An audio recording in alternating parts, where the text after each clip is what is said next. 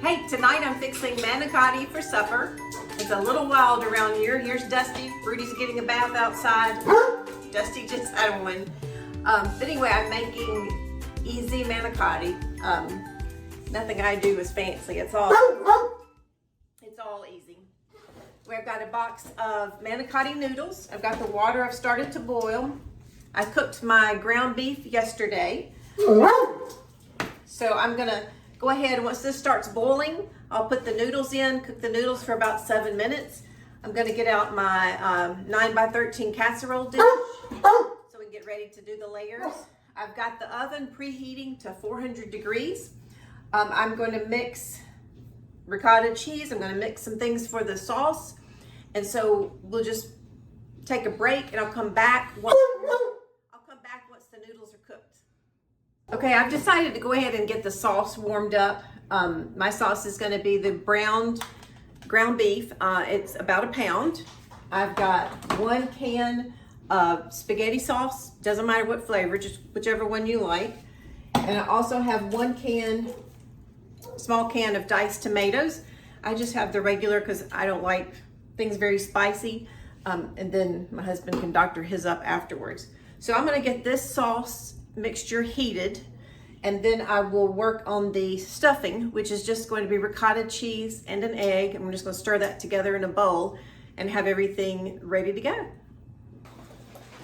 I like to stir the manicotti noodles while they're cooking so they don't stick to the bottom.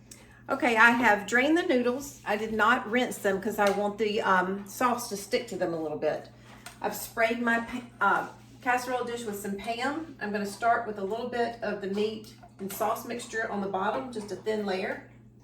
Okay, I've mixed 1 egg with a container of ricotta cheese, and I'm going to stuff each manicotti noodle. I'm not gonna worry if the noodles break. If they break, I'm just gonna put the broken side down. In fact, it's easier if you just go ahead and break them anyway to put the filling in. So I'll just continue to fill them up like this, put the broken side down, and I'll fill my container. I'm going to do that, then I'll put another sauce mixture on top, and I don't have any mozzarella cheese, but you could top it with mozzarella cheese or some Parmesan cheese, whatever cheese you like. And then I'm going to put it in the oven and bake it for 30 minutes. But I could put it in the refrigerator overnight and bake it tomorrow. But if we have any left over tonight, I can freeze that for later. Okay, I've got the pasta noodles stuffed. You could use the pasta shells also, and you could do other filling like spinach or whatever you like inside the ricotta cheese mixture. It's just 1 layer of the noodles, and then I'll top it with the sauce. And I'm gonna butter some toast that we'll have with the manicotti tonight, along with the side salad. I'm just gonna spread this sauce across the top. I'm gonna bake it uncovered for 30 minutes at 400. I'll probably put some cheese on the top of it, maybe after about 25 minutes, just enough time for it to melt.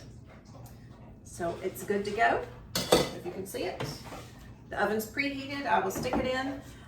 Definitely wearing an apron tonight because of dealing with all of this red sauce. Didn't want it to stain my clothes. Okay, see you in 30. Okay, I just took it out of the oven. I did have a bag of mixed cheeses that I sprinkled on top along with some Parmesan cheese. It is very hot, bubbling all around the edges, so it needs to cool off for a while. I've rinsed my salad with salt water. Even though it's in a bag that says pre-washed, I always wash it. I have toasted some sourdough bread, and so we can eat once it cools down. Okay, I've put some manicotti on the plate, cut it up because it's been so hot. I'm about to try a bite. It's great. It is bland, so I know you need to doctor it up with whatever seasonings you like, but I like it this way. So give it a try.